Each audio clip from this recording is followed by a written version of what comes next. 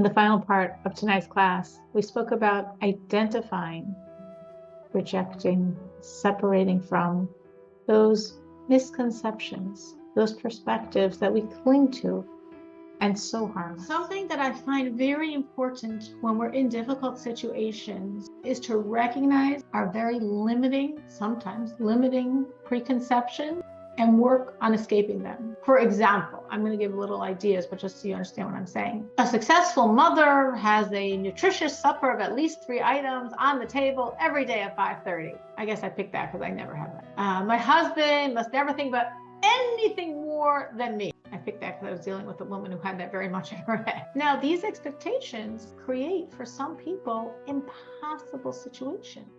Not that those are impossible expectations. Both of those expectations might be very realistic, but they're not always. And you still can be a good mother, even if you don't have supper on the table 5:30 with, a starch, a protein, and a vegetable.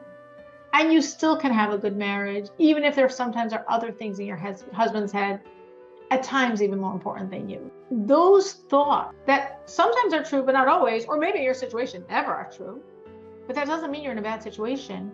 But those thoughts grip you and imprison you and make you feel really, really miserable about yourself or your situation. So these limiting preconceptions are really important to identify and eradicate. The challenge is, it's hard to recognize our own limiting thoughts, our own false premises, because we believe in them very, very, very strong. They're so wrapped up in our psyche. So we don't think we're off. We think they make perfect sense and they're absolutely true. They're axioms. They're foundational truth. And obviously, therefore, I'm a horrible mother or have a horrible marriage. So our sages say, if a person has a worry in their heart, they should talk it over with someone else. Talk to someone else. We don't mean a gossip session. We don't mean a venting session. Gossip doesn't help and venting doesn't help. We mean a focused conversation, ideally without names, if possible, to have someone else's take on your situation. Because very often another person has a much clearer perspective than you do about your situation in your life. Not that they're necessarily smarter than you or wiser than you, but just because they're not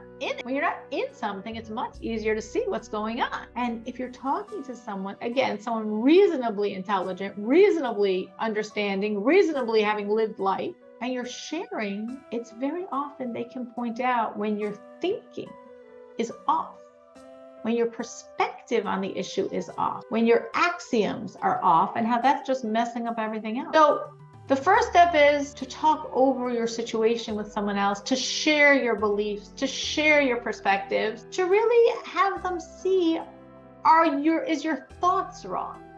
Are you thinking the wrong? So hopefully you have a friend, you have someone you can confide in, someone you could share your situation, someone you could be honest with, and someone that's, reasonably wise enough to see if something you're thinking is part of the problem. That's step 1. Step 2 is, and it's a bit of a challenge, to accept that this person is correct and that your assumption, your vision, how you've lived your life is wrong. If you invested a lot of years thinking one way, a lot of time, a lot of emotion, if you built up a whole case against your husband or against your mother-in-law or against your boss, if you built up a whole situation, how you must have this job and this is the only job to have, even though every time you fall flat on your face, but we've invested so much in these misconceptions. It's so hard to separate from them, even though they're wrong and hurt. So it's really hard. And you need humility. You need some humility to really just accept that you're wrong. Now, let's say you share with a friend and she says, well, actually, I think your perspective is wrong. I mean, she says it nicely, but it still hurts, of course. And you don't believe her. But you're not sure. Maybe she's right, but maybe she's wrong. So I think when you're in that, sometimes she's right, but sometimes you think she's really wrong. So I think the best thing to do in that situation is talk it over with a few other people. You don't need a whole long conversation at this point. You don't have to go through the whole 9 yards you went through before, just that very pointed issue. Do you agree or disagree that a good mother, a great marriage, just go to that point and see what the other people say. If you ask 3 other people, you should probably come up with a clear picture. So that's really step 2. Once your friend pointed out your erroneous thinking, to validate, affirm that she's correct, and accept. Once you do that, you have the next challenge, which is to change.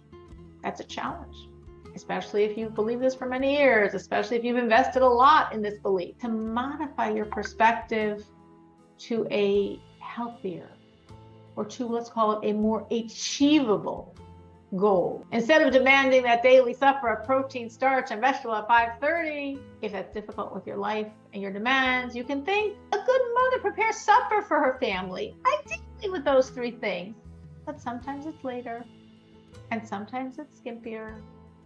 And as long as that's not the norm, that's okay. So you suddenly remove this whole weight of guilt and shame and blame and stress and pressure, and then snapping at everyone because you're so upset. It doesn't, no, it's okay. If it's not the norm, it's okay. Or, my husband should prioritize me, but I'm not always in front of everything else in the line. As long as I'm in the top 3, and sometimes number 1, we're doing well. We have a good, wow. That frees up so much pressure, so much tension, so much resentment, just from shifting your thoughts from a very beautiful, but not necessarily realistic perspective to a more realistic, more doable, still okay, and suddenly like, oh, things are okay. And just that thought shift makes so many other things shift, and makes it much healthier, happier marriage, motherhood, whatever it is. If someone told you, I'm making up a scenario here, but just to put out to play with this point, because I think it's as you can see by the way I'm talking about it, I think it's a very, very, very important point, because just a lot of people harm themselves this way. So if someone told you, okay, you're the good friend listening, I'm so frustrated with my children, they never listen, they never help. When I ask them to clean up, it never happens. Their rooms are a mess. When I talk to them, they're plugged into something else. It's like I'm not there. They leave and come and go as they please. I never know where they are. You know, such a rant. They're not necessarily talking to you because they want you to tell them where their misconceptions are. They're just venting to their good friend, you. But you're listening now with this ear of like, misconceptions.